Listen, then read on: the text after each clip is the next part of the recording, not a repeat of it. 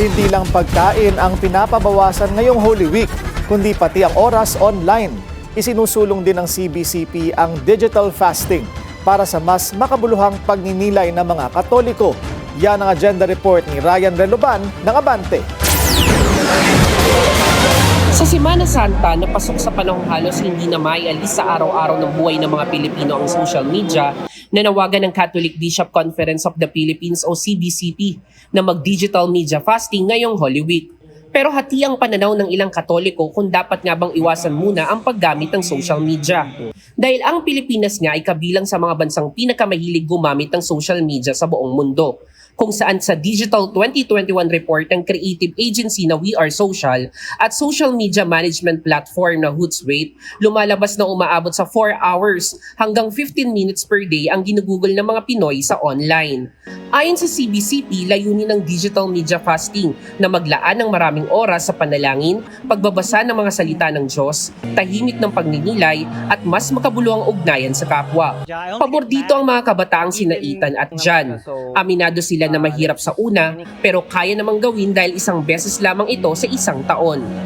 Put your phones away and just spend that time with your family and friends. Pabor ako kasi yun lang yung time to reconnect with God. So it's okay na we turn off our devices and spend time kay God kahit in a short span of Lenten season.